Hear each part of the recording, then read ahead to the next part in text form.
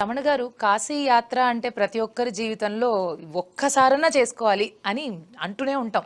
అయితే మరి ఆ యాత్ర విశేషాలు అందరికీ చాలా వరకు తెలుసు. కానీ మీ మాటల్లో మరికొన్ని వినాలనుకుంటూ ఉన్నాం. కాశీ అన్నటువంటి ఒక ఆధ్యాత్మిక క్షేత్రం భారతదేశంలో ఎంత దివ్యమైనటువంటి భవ్యమైనటువంటి క్షేత్రమో మనకందరికీ కూడా తెలిసిందే.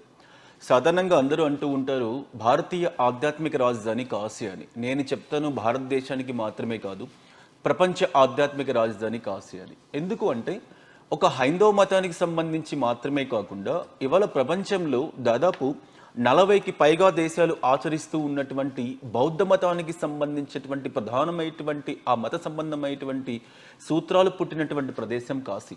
అదేవిధంగా అనేక మంది జైన మతానికి సంబంధించినటువంటి తీర్థాంకరులు వెలిసినటువంటి ప్రాంతం కాశీ. వీటన్నిటితో పాటు హిందూ ముస్లిం అన్ని వర్గాల వాళ్ళు కూడా అన్నదమ్ముల్లా భగవంతునికి సేవ చేసుకుంటూ ఉన్నటువంటి ఒక దివ్యమైనటువంటి క్షేత్రం కాశీ. అందుకే ఒక్కసారి కాశీ పట్టణం వెళ్తే సాధారణంగా కాశీని ఏమని పిలుస్తారు అంటే ఆనందకావనం అంటూ ఉంటారు. అంటే అక్కడికి వెళితే అంత అద్భుతమైనటువంటి ఆనందం మనసులో మరెక్కడా కూడా మనకు కలగడానికి అవకాశం లేదు. ఇవాళ భారతీయులకి యాత్ర పర్యటన చేయడం అనేది ఇవాళ వచ్చింది కాదు, అనాది కాలం నుంచి ప్రతి వ్యక్తి కూడా సంచరిస్తూ ప్రయాణాలు చేయడం మొదలు పెడుతూ అనేక రకాల తీర్థయాత్రలు కానివ్వండి, విహారయాత్రలు కానివ్వండి, ప్రస్తుత ప్రపంచంలో తీసుకుంటే రవాణా సౌకర్యాలు బాగా వేగవంతమైపోయాయి కాబట్టి అన్ని ప్రాంతాలకు గంట వ్యవధిలో వెళ్తూ ఎన్నో రకాల ప్రయాణాలు చేస్తూ ఉన్నారు. ఎక్కడ చేసినా మనకు లభించినటువంటి ఒక ఆనందం అనేది, ఒక మానసికమైనటువంటి సంతృప్తి అనేది మనకు లభించేటువంటి ఏకైక ప్రదేశంగా నేను కాశీకి చెప్తాను. మనం చెప్పింది మాత్రమే కాదు, గత కాశీకి వెళ్ళి చూస్తే 600-700 సంవత్సరాల నుంచి ఆ కాశీ గంగానది ప్రవాహంలో ఉన్నటువంటి ఆ ప్రాచీనమైనటువంటి 64 ఘాట్లను మనం ఒకసారి పరిశీలన చేస్తే అక్కడికి సందర్శన చేసినటువంటి ఎంతమంది ఋషులు, ఎంతోమంది రాజులు, ఎంతోమంది తత్వవేత్తలు, ఎంతోమంది గొప్ప గొప్ప వాళ్ళందరూ కూడా ఆ కాశీ పట్టణానికి వచ్చి ఆ కాశీ పట్టణం యొక్క విశిష్టతను ప్రజలకు తెలియజేస్తూ ఒక ప్రాచీనమైనటువంటి సంస్కృతికి భారతీయుల యొక్క జీవనాడి ఇది, భారతీయ యొక్క ఆధ్యాత్మిక ప్రవచనం ఇది, భారతీయుల యొక్క సాంస్కృతిక జీవనం ఇది అని చెప్పేసి నెక్స్ట్ జనరేషన్ వారికి మనలాంటి ఎంతో మందికి తెలియజేసేటువంటి ఒక అద్భుతమైనటువంటి ప్రాచీన నగరంగా చెప్పవచ్చు. పైగా పరమశివుని యొక్క సాక్షాత్ నివాస స్థలం కాశీ. అందుకే చాలామంది చెప్తూ ఉంటారు ప్రతిరోజు మధ్యాహ్నం 12 గంటలకి సమస్త దేవతలు వచ్చి మణికర్ణికా తీర్థంలో స్నానం ఆచరిస్తూ ఉంటారు అని. అంటే ఇలా ఎన్ని రకాలుగా చెప్పుకున్న కాశీ క్షేత్రం అనేది భారతీయ ఆధ్యాత్మిక సమాజంలో పెనవేసుకుని పోయి ఉంటుంది. అందుకే ప్రతి హిందూ కూడా ఏమనుకుంటూ ఉంటాడంటే తన జీవిత కాలంలో భగవంతుడు శక్తి ఇచ్చినా ఇవ్వకపోయినా ఒక్కసారైనా సరే ఆ కాశీ క్షేత్రాన్ని దర్శించుకోవాలి, అక్కడ ఉన్నటువంటి పరమశివుని ఒక్కసారి స్పర్శ చేస్తే చాలు తన జీవిత రేఖలు మారిపోయేటటువంటి అవకాశం ఉంటుందని చెప్పి భావిస్తూ ఉంటారు. అలాంటి జీవిత రేఖలు మారినటువంటి వాళ్ళు నేను కూడా ఒకరిని. నేను ఆ కాశీ క్షేత్రం మొదటిసారిగా వెళ్ళినప్పుడు నేను చేస్తూ ఉన్నటువంటి వృత్తిని కూడా వదిలేసి ఈ ఇండస్ట్రీలోకి, ట్రావెల్ ఇండస్ట్రీలోకి వస్తూ ప్రతి ఒక్క వ్యక్తిని కూడా కాశీ క్షేత్రానికి పంపించాలి అన్నటువంటి ఆలోచనతో 20 సంవత్సరాల క్రితం ఈ యొక్క ఆర్వీ టూర్స్ అండ్ ట్రావెల్స్ని స్టార్ట్ చేయడం జరిగింది. ఇవాళ తెలుగు రాష్ట్రాలలో ప్రతిరోజు 365 రోజుల్లో ఈ రోజు కాశీ క్షేత్రంలో ఆర్వీ ట్రావెల్స్కి సంబంధించిన యాత్రికులు లేరు. మనం మాట్లాడుకునేటువంటి ఈ సందర్భంలో ఉన్నారు, రేపు ఉన్నారు, ఎల్లుండి ఉన్నారు. ఇలా చెప్పుకుంటూ పోతే 365 రోజులు ఆర్వీ టూర్స్ అండ్ ట్రావెల్స్ నుంచి కనీసం ఒక్క వ్యక్తి అయినా సరే వెళ్ళి ఆ కాశీ విశ్వనాథునికి అభిషేకం చేయాలి అన్నటువంటి తలంతో పనిచేస్తూ ఉన్నాను. ఆ భగవంతుని యొక్క కృపా కటాక్షల వల్ల ఇప్పటి వరకు కొన్ని వేల మంది ప్రతి సంవత్సరం వెళ్ళడం జరుగుతూ ఉంది. అందులో భాగంగానే ఈ మాఘమాసం పరమశివునికి ఎంతో ప్రీతివంతమైనటువంటి మాసం, మహాశివరాత్రి పర్వదినం. ప్రతి మహాశివరాత్రికి నా ఆధ్వర్యంలో కొన్ని వందల మంది భక్తులు కాశీకి రావడం, అక్కడ 9 రాత్రులు నిద్ర చేయడం, ఆ చేయడం మాత్రమే కాకుండా ఎన్నో రకాల పూజాది కార్యక్రమాలకి నాంది పలుకుతూ ఉన్నాం. అంటే ఇప్పుడు ఆ చండీ యాగం కానీ, అభిషేకం కానీ అక్కడికి వెళ్ళి చేసుకున్నప్పుడు అది చాలా నార్మల్ కన్నా కూడా పవిత్రమైనది అండ్ అందరికీ ఆ అవకాశం దక్కే పరిస్థితులు కూడా అక్కడ ఉండకపోవచ్చు మీరు అన్నట్టు. మన హైందవ సమాజానికి సంబంధించి చండీ యాగం అనేది ఎంత విశిష్టమైనటువంటి కార్యక్రమమో కేసీఆర్ సార్ మనకందరికీ కూడా తెలియజేశారు. అటువంటి చండీ యాగం ఒక ఫ్యామిలీ చేయాలి అనేది నిజంగా సాధ్యమైనటువంటి పరిస్థితి కాదు. అందులో 13 పర్యాయాలు ఉంటాయి, 4 గంటల టైం తీసుకుంటుంది, ఎంతోమంది పురోహితులు దగ్గరుండి ఆ కార్యక్రమాలు నిర్వహించాల్సి ఉంటుంది. అందుకే ఒక 4 సంవత్సరాల క్రితం నేను ఒక నిర్ణయం తీసుకోవడం జరిగింది. ప్రతి సంవత్సరం మహాశివరాత్రి పర్వదినానికి ఎవరైతే భక్తులు వస్తూ ఉన్నారో వీళ్ళకందరికీ కూడా కేవలం 1500 నుంచి 2000 రూపాయలు మాత్రమే నామినల్ ఛార్జ్. ఎందుకంటే ఒక పూజా కార్యక్రమంలో భక్తుడు పార్టిసిపేట్ చేయకపోతే ఆ పుణ్యఫలం అనేది వాళ్ళకు సిద్ధించేటువంటి అవకాశం ఉండదు.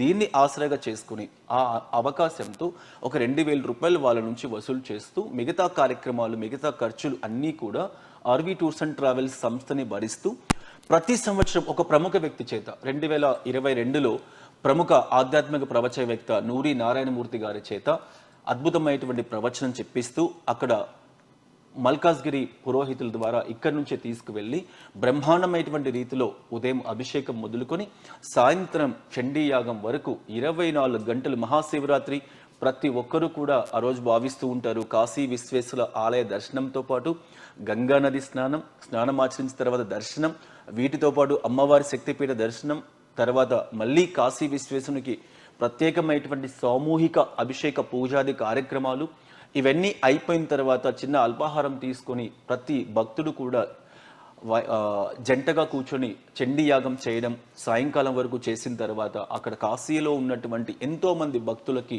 పుర ప్రముఖులకి వీళ్ళ చేతి ద్వారా ప్రసాద కార్యక్రమాలు దాదాపుగా 40,000 నుంచి 50,000 మందికి ప్రసాద కార్యక్రమాల వితరణ కూడా జరుగుతూ ఉంటుంది. ఇటువంటి ఆధ్యాత్మిక కార్యక్రమంలో ప్రతి భక్తుని కూడా ఇన్వాల్వ్ చేయాలి, ప్రతి భక్తునికి కూడా ఆ పుణ్యఫలం సిద్ధించాలి. పైగా మాఘమాసం మహాశివరాత్రి పర్వదినం భారతదేశంలో మారుమూల ప్రాంతంలో ఉన్నటువంటి చిన్న శివాలయంలో కూడా విపరీతమైనటువంటి రద్దీ ఉంటుంది. ఆ రోజు మొత్తం శైవ క్షేత్రంలో ఆ శివ సన్నిధిలో ఉండాలి అన్నటువంటి భావన ప్రతి ఒక్క వ్యక్తిలో కూడా ఉంటుంది. వీటన్నిటినీ కూడా కాశీ క్షేత్రంలో చేస్తే ఇంకా ఎంత ఆనందం ఉంటుందో, ఆ మహత్తరమైనటువంటి పుణ్యఫలాన్ని తెలుగు ప్రజల కోసం అందించాలి అని చెప్పేసి 4 సంవత్సరాల నుంచి కాశీలో అభిషేకంతో పాటు మహాచండీ యాగాన్ని కూడా నిర్వహించడం అనేది జరుగుతూ ఉంది. ఈ 2023 ఫిబ్రవరి 18వ తారీఖున మహాశివరాత్రి పర్వదినం. ఈ మహాశివరాత్రి పర్వదినం రోజు చండీ యాగానికి సంబంధించినటువంటి ఏర్పాట్లు అన్నీ కూడా ఇప్పటికే ముందుగానే బ్లాక్ చేసి ఉంచడం జరుగుతూ ఉంది. కాబట్టి తెలుగు రాష్ట్రాల్లో ఉన్నటువంటి భక్తులకి, ఈ ప్రోగ్రాం చూస్తూ ఉన్నటువంటి ప్రతి ఒక్కరికి నేను చేసే విజ్ఞప్తి ఒకటి, ఎన్నో రకాల ప్యాకేజీల్ని మహాశివరాత్రి పర్వదినం రోజు భక్తులు సందర్శించుకునే విధంగా ఆర్వి టూర్స్ అండ్ ట్రావెల్స్ సంస్థ ఏర్పాటు చేయడం జరిగింది. కొంతమంది ఉద్యోగరీత్యా కానీ కాలానుగుణంగా ఎక్కువ టైం స్పెండ్ చేయనటువంటి వాళ్ళ కోసం కూడా ఒక 3 రోజుల కాలం పాటు కాశీలో ఉండి ఈ కార్యక్రమాలన్నింటినీ కూడా పాలు పంచుకొని వచ్చే విధంగా ఏర్పాటు చేయడం జరిగింది. కాబట్టి ఒక మహత్తరమైనటువంటి అద్భుతమైనటువంటి ఈ చండీ యాగ కార్యక్రమాన్ని ఈ సంవత్సరం ఒక ప్రముఖమైనటువంటి వ్యక్తితో ఇవాళ నేను అనౌన్స్ చేయడానికి అవకాశం లేదు. మీరు డైరెక్ట్గా వచ్చి ఆ రోజు ఆ చండీ యాగంలో ఎవరు పార్టిసిపేట్ చేస్తూ ఉన్నారో మీరు ప్రత్యక్షంగా తెలుసుకోవడానికి కూడా అవకాశం ఉంటుంది.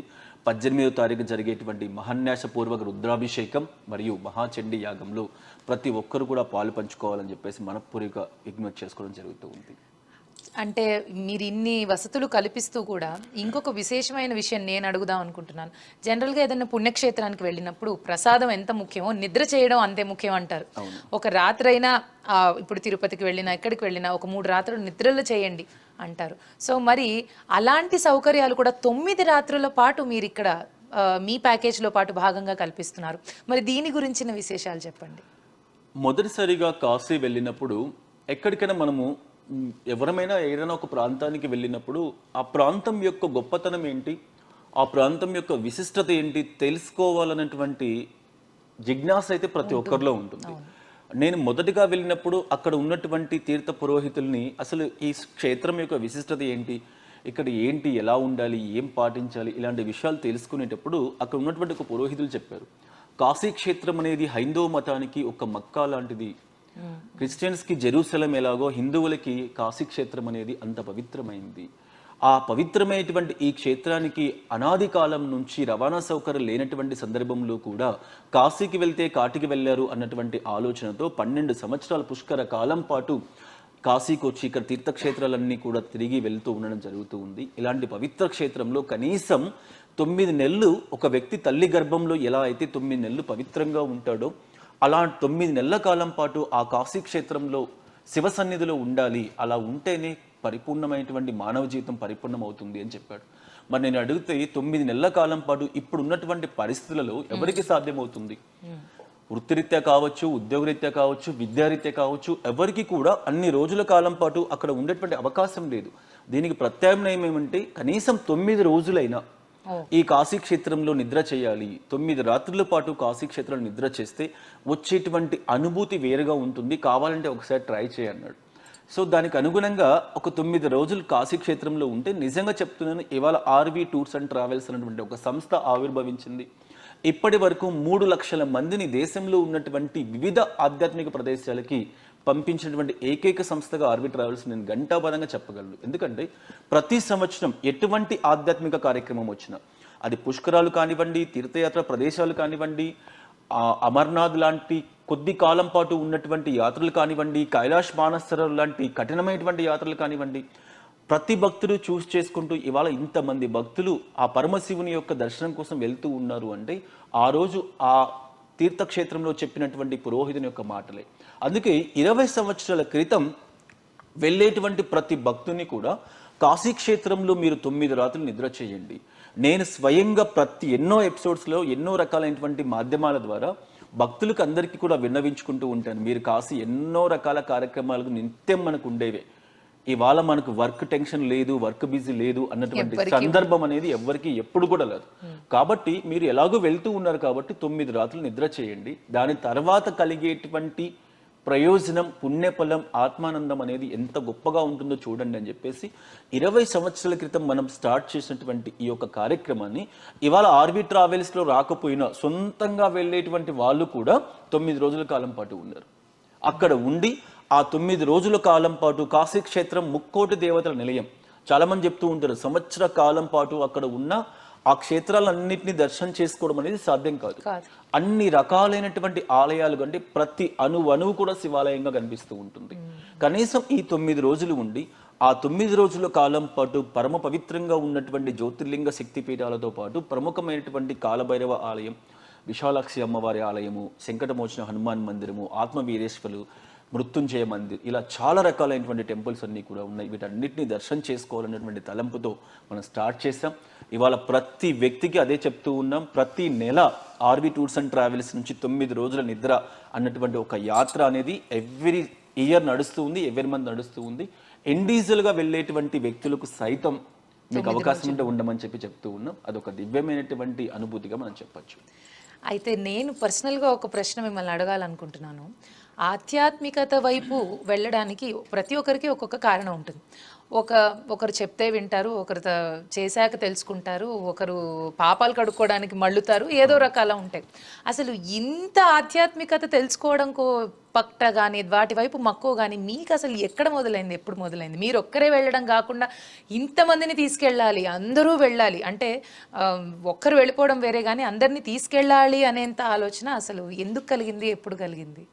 అదంతా కూడా శివాజ్ఞ అని మాత్రమే చెప్పగలను 100%. ఎందుకంటే ఏదో రాయలసీమ మారుమూల ప్రాంతంలో ఒక చిన్న ఉద్యోగం చేసుకుంటూ ఉన్నటువంటి నాకు అనుకోకుండా కొంతమంది కాశీకి తీసుకువెళ్ళి ఆ కాశీ విశ్వనాథ్ దర్శనం 20 సంవత్సరాల క్రితం చేయించి, చాలామంది మన పుస్తకాల్లో కానీ కాశీ ఖండంలో కానీ కాశీలో ఉన్నటువంటి అనేక మంది వ్యక్తులు చెప్పేటువంటి అంశం ఏంటంటే, ఒక్కసారి కాశీ విశ్వనాథునికి మన చేతుల ద్వారా అభిషేకం చేస్తే మన చేతి తలరాతలు మారుతాయి అంటారు. ఇది నిజమా అని ఆలోచించేటువంటి సందర్భంలో అందుకు ప్రత్యక్ష ఉదాహరణగా నేనే చెప్పొచ్చు. ఒక చిన్న సైజు ఉద్యోగం 1500 రూపాయలకి పనిచేసేటువంటి నేను ఇవాళ తెలుగు రాష్ట్రాల్లోనే నెంబర్ 1 ట్రావెల్స్గా దేశంలో ఎవ్వరూ పంపించిన విధంగా దాదాపుగా 20 నుంచి 25 వేల మందిని నేను ప్రతి సంవత్సరం పంపిస్తూ ఉన్నాను అన్ని ప్రాంతాలకి. 12 జ్యోతిర్లింగ, ఒక కాశీ క్షేత్రము మొదలైనటువంటి ఈ ప్రయాణం ఇవాళ కాశీ క్షేత్రంతో ఆగలేదు. సమస్త 12 జ్యోతిర్లింగాలకి ప్రతి నెల ఆర్వి టూర్స్ అండ్ ట్రావెల్స్ నుంచి ఒక ఫిక్స్డ్ డిపార్చర్స్ రూపంలో. ఇది ఎలా సాధ్యమైంది అంటే నిజంగా ఆ పరమేశ్వరుని యొక్క ఆజ్ఞగానే దీన్ని భావించవచ్చు. అక్కడికి వెళ్ళిన తర్వాతనే నాలో ఈ మార్పు వచ్చింది. ఆర్ వెంకటరమణగా పిలువబడుతున్న నేను అక్కడికి వెళ్ళేసి వచ్చిన తర్వాత ఆర్వి రమణగా నా పేరు మారింది. పక్కన రమణ పక్కకు వెళ్ళేసి ఆర్వి టూర్స్ అండ్ ట్రావెల్స్ అన్నటువంటి ప్రస్థానం ఇవాళ బయటకు వచ్చి RV tours and travels private లిమిటెడ్గా ఎదుగుతూ దాదాపు 40 దేశాలకి ఇవాళ ప్రత్యక్షంగా ఏ ఒక్క వ్యక్తికి కూడా ₹1 డిఫరెన్స్ రాకుండా సంవత్సరం మొత్తం మీద 40 దేశాలకి ఫిక్స్డ్ డిపాజిట్స్ రూపంలో స్థిరమైనటువంటి రేటుకి టూర్స్ను ఆపరేట్ చేస్తున్న సంస్థగా ఎదిగింది. సాధారణంగా ఎవరైనా ఒక ప్యాకేజ్ ఎక్కడికైనా వెళ్ళాలి అనుకున్నా, చూడాలి అనుకున్నా రోజులను బట్టి, కాలాన్ని బట్టి, నెలలను బట్టి రేట్స్ మారుతూ ఉంటాయి. సీజన్స్ ఉంటాయి. సీజన్స్ని బట్టి. కానీ ఆర్వీ టూర్స్ అండ్ ట్రావెల్స్ ప్రతి సంవత్సరం జనవరి 2వ తారీఖున ఒక క్యాలెండర్ని రిలీజ్ చేస్తుంది. ఆ క్యాలెండర్ యొక్క వ్యాలిడిటీ టైం డిసెంబర్ 31. ఆ సంవత్సరం చివరి రోజు, మొదటి రోజు, చివరి రోజు. ఈ మధ్యలో ఎలాంటి మార్పులు వచ్చినా, విమాన రేట్స్లో మార్పులు వచ్చినా, హోటల్స్లో మార్పులు వచ్చినా, లేదా ఎలాంటి మార్పులు సమాజంలో చోటు చేసుకున్నా కాస్టింగ్లో మాత్రం వ్యత్యాసం లేకుండా ఒక స్థిరమైనటువంటి రేట్ కార్డుతో నడిపిస్తూ ఉన్నటువంటి సంస్థ. పైగా ఫిక్స్డ్ డిపాజిట్స్, అంటే ప్రతి దానికి ఒక రోజు ఉంటుంది. కాశీయాత్ర ఒక రోజు ఉంటుంది, రామేశ్వరం ఒక రోజు ఉంటుంది, ఇంటర్నేషనల్లో తీసుకుంటే సింగపూర్, మలేషియా, దుబాయ్, యూరప్ వీటన్నిటికీ కూడా ఒక స్థిరమైనటువంటి రేట్ ఉంటుంది. ఇలా ఇన్ని కార్యక్రమాలు ఇవాళ చేస్తూ ఏ ఒక్కరికి కూడా అసౌకర్యం కలిగించకుండా మనం కార్యక్రమాలు నిర్వహిస్తున్నాం. నేను ఒక్కరిని, నాతో వందలాది మంది సిబ్బంది పనిచేస్తూ ఉన్నారు. ఇటువంటి కార్యక్రమాలన్నీ కూడా జరుగుతూ ఉన్నాయంటే ఇది నాకు నిజంగా ఇవాటి కూడా చాలా ఆశ్చర్యకరంగా ఉంటుంది. ఇది నిజంగా నేను ఇప్పటికి భావించేది ఒక్కటే, ఆ శివాజ్ఞ అని మాత్రమే తప్పనిసరిగా భావిస్తూ ఉంటాను. అందుకే ప్రతి నెల కాశీ ప్రయాణం అనేది నా జీవితంలో భాగమైపోయి వెళ్తూనే ఉంటాను. ఓ, ప్రతి నెల కాశీకి వెళ్ళడం, పౌర్ణమికి ఎస్, భరణి గారు చెప్పినట్టు తప్పనిసరిగా ఒక్క రోజు 2 రోజులు అక్కడ ఉండి వస్తూ ఉంటాను. ఎన్ని కార్యక్రమాలు ఉన్నా నాకున్న ఒకే ఒక ఆనందమైనటువంటి డెస్టినేషన్ ఏది అంటే కాశీ. అరే వా, యాక్చువల్గా చాలా అంటే మీ మాటలు మమ్మల్ని అండ్ చూస్తున్న జనాల్ని కూడా చాలా ఇన్స్పైర్ చేశాయి. సో కాశీ యాత్ర గురించి, కాశీ ప్రయాణం గురించి చెప్పారు. మరి ఆర్వీ టూర్స్ అండ్ ట్రావెల్స్లో వేరే ఏ ప్లేసెస్కి కూడా అంటే ఎక్కువగా కానీ లేకపోతే అవైలబుల్గా కానీ ఉన్న అదర్ ప్లేసెస్ ఏంటి జనరల్గా? ప్రపంచానికి ఆధ్యాత్మిక విలువల్ని, ప్రపంచానికి సాంస్కృతిక విలువల్ని తెలియజేస్తున్న దేశం మన దేశం. ఈ దేశంలో అణువణువు ఆధ్యాత్మికతతో పరిడవిల్లుతూ ఉంటుంది. కాశ్మీర్ సరస్వతీదేవి ఆలయం మొదలుకుంటే కన్యాకుమారిలో ఉన్నటువంటి మాతా కన్యాకుమారి అమ్మవారి వరకు సమస్త భూగోళంలో భారతదేశంలో ఉన్నటువంటి ఆలయాలు, భారతదేశంలో ఉన్నటువంటి ఆధ్యాత్మిక సంపద మరెక్కడ మనకు కనిపించదు. ఒక్కసారి తమిళనాడు రాష్ట్రం అక్కడికి వెళితే నిజంగా ఈరోజు మనం ఏం చేస్తున్నాం, కనీసం వాటిని నీట్గా ఉంచుకోలేనటువంటి పరిస్థితిలో మనం ఉన్నాం.